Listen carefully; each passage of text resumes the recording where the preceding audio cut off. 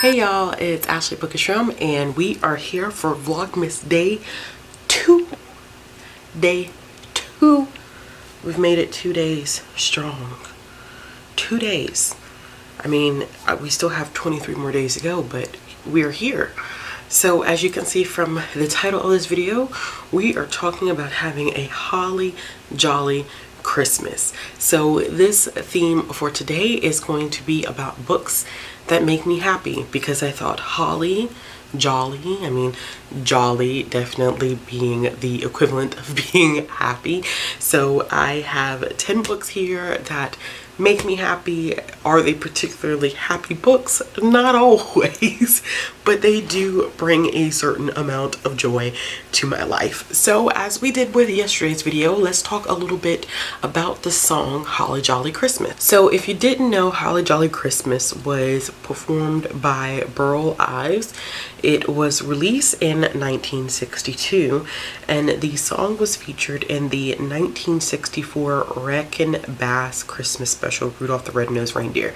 So those are all those like clay animation movies that we see on, well, they used to show them on ABC Family. I don't know if they do that anymore. Excuse me. Freeform. Okay. The song was re-recorded by Ives and released again in 1964 as a single, and later featured the following year in 1965 on his holiday album Have a Holly Jolly Christmas. So let's go ahead and jump into the books. The first book that I have here is Temptations by Otis Williams with Patricia Romanowski. So this is a autobiographical recount of the Temptations written by Otis Williams, who was part of the original 5.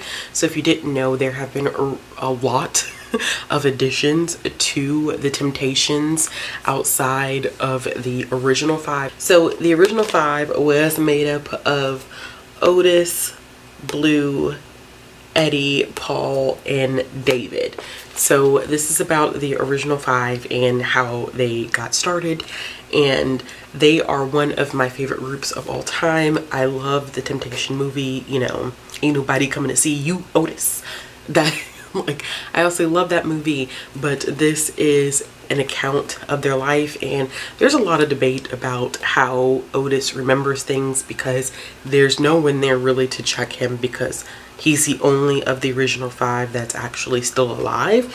So some things, you know, you have to take with a grain of salt, because this is only coming from his perspective and no one else's. But I love them. I have so many good memories associated with their music, and while a lot of their stories are tragic, I think the music that they made was just happy and makes me feel happy. So when I think about books that bring me joy, I do think about this book about the Temptations. The next book that I have here is To All the Boys I Loved Before by Jenny Han, and I know that a lot of people who have read this book, who talk about this book on YouTube, speak about how they have essentially grown out of these books, meaning that these are not books that they actually enjoy reading anymore, and I completely understand that. I think that this definitely is for a specific target audience, but I love the development that I see in Laura Jean, and watching her grow up and actually understand a little bit about life throughout these 3 books. And she, you know, goes through a lot of emotional development and just character development overall. It really does make me happy, because it does remind me of some of my experiences when I was in high school. I mean, we're removed from that now, but still, I really do enjoy that aspect of this book, and I think that just the contemporary romance part of it is really well done. I think that the characters go through a lot of things that typical high school students do go through with emotions and various experiences, especially with like your first relationships.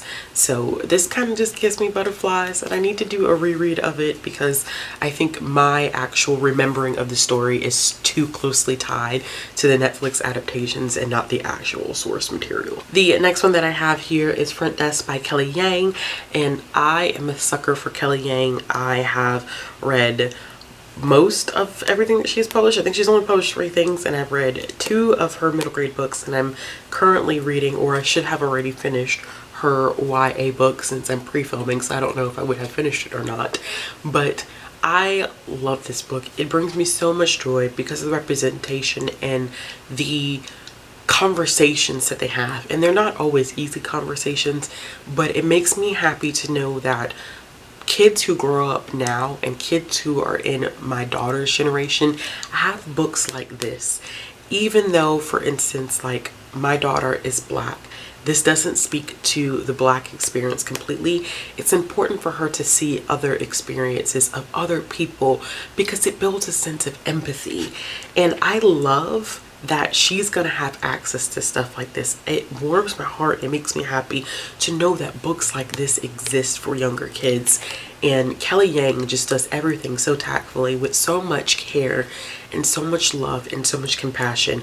You can't help but love her characters. You can't help but love her writing, and you can't help but just enjoy her works. And I definitely had to add this one to this list. The next one that I have here is Slay by Brittany Morris, and I had to put this one on this because I remember reading the first, literally, because I have to look at my annotations. I remember reading the first 4 pages of this book and feeling seen as F, like feeling like, oh my gosh, finally somebody knows. In the age categorization of YA, you are capturing what it's like to be a Black girl. And this right here, Black Girl Magic, I mean, oh, it's so good. And I know the huge criticism of it is not realistic, but that's not the purpose of this book. This book is really much so about Black people in predominantly white spaces and navigating that and the microaggressions that Black people face, especially Black girls and women have such a hard time with stuff like that. And there were so many parts of this book where I was like, I feel so seen right now. So that's why I had to include this, because while some aspects of it were like me being seen in not such a good way, like, I mean, the reasons why I felt seen is because bad things were happening to our main character, but it was like I felt good knowing that finally somebody had gotten it right. So this is, if you have not read Slay, y'all, I just read it. Brittany Morris has a new book coming out next year, but definitely pick up Slay. What would this list be if I didn't include a Percy Jackson book? And I specifically am holding up The Battle of the Labyrinth because this is another key for me to know that I need to be finishing this book this month. But I have read 10 of the books that fit within the Percy Jackson world, and they have been so important to me in a very different way than I think they are to kids that have grown up with Percy Jackson. But I binged this first series, I think, when I was going through a very lonely time in my life, and binging these books and just being so wrapped up into them and feeling so much joy and just happiness at it being with Percy and Annabeth and Grover and just the whole gang. I have such fond memories tied to this series. So when I think about it and I pick it up, it definitely brings me a lot of joy. And of course, I had to include Legendborn by Tracy Deonn on this list because this is literal Black girl magic. I mean, literal Black girl magic. And one of the best, if not the best, YA debut fantasy of 2020. And I just can't explain to you how important this book is to me in terms of just making me feel giddy and happy and such an attachment to it.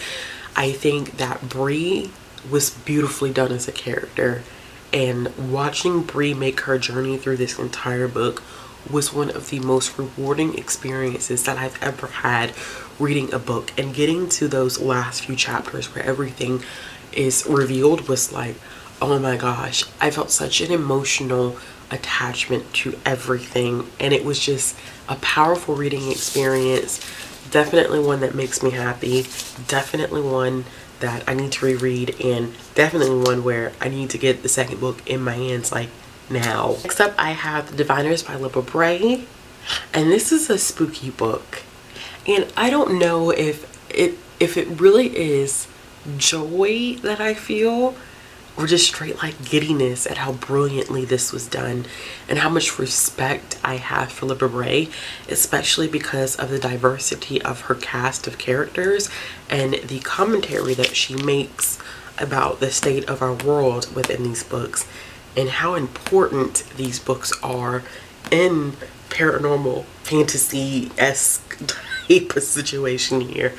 But in all seriousness, I do think that I get excited and happy about reading these books. I get excited when I talk about the Diviner series. I think it is a well done series. I have not finished that last book because I don't want it to end, but it is well done, and I appreciate how much hard work that Libba Bray has put into the series and how much she's committed to her characters and their development, and also keeping the state of our world in the back of her mind while writing these books and making us realize how important diversity and compassion and empathy are in a world that has been defined by hate and cruelty in the past few years. So yes, this does make me feel happy that this is something that has happened within the YA community. Next one that I have is probably a little unexpected. So this is a picture book, and it is Love You Forever, written by Robert Munsch, illustrated by Sheila McGraw. And this book makes me happy for a very personal reason. When I was young, my mom would read this book to me, and I wanted her to buy it for me, and she always refused. She's like, Ashley, I'm not buying you that book. I'm not buying you that book. And I'm like, why wouldn't you just buy me the book? You know, I probably was about 5 or 6, and she just wouldn't buy it. My freshman year of college, in a Valentine's Day package, my mom sent me this book, and I actually want to read you the note that she said to me. She said, Ashley, remember back in 1997 when you were just 6 years old, we would go to the book section in Walmart, and I would always read this book to you. I never wanted to buy a copy because that would take the joy away of reading to you.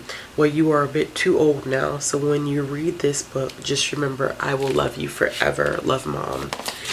And I don't want to tear up, but this book is so important, and it brings me happiness because it reminds me how much my mom loves me, and how important she was to my world of reading, and that this book meant so much to her, and the experience of her reading to me meant so much to her, and it brings me so much joy. And if I was to cry, it'd be tears of joy, not because I'm sad. And it's kind of that same experience I'm currently sharing with my daughter. So this book really, really means a lot to me, and it makes me happy. And sometimes I do cry, but it's tears of joy, not sadness. And the next book that I have on this list is Sugar Butter Flower Love by Nicole Falls. I'm a huge fan of Nicole Falls and everything that she writes. And this one was really, really cute because of the fact that it was a food-based romance, and I'm a foodie. So anything that deals with food brings me joy. And this is about 2 characters in a baking competition, and their romance just made me swoon. It was really, really cute. And then we throw in the baking in there, and I was like, this was just a perfect combination. And I literally was smiling ear to ear when I read this. The last book that I have on this list is Aristotle and Dante Discover the Secret of the Universe. This is such a beautiful book. This book made me cry, but happily cry, because the ending was not what I expected, and it just made me so happy that that was the direction that the book went in. And I really don't want to say anything about this book because I feel like this is one where you need to go in blind. This was a booktube darling a few years ago. I don't know why it kind of fell off the face of the earth, but it is such a beautiful book.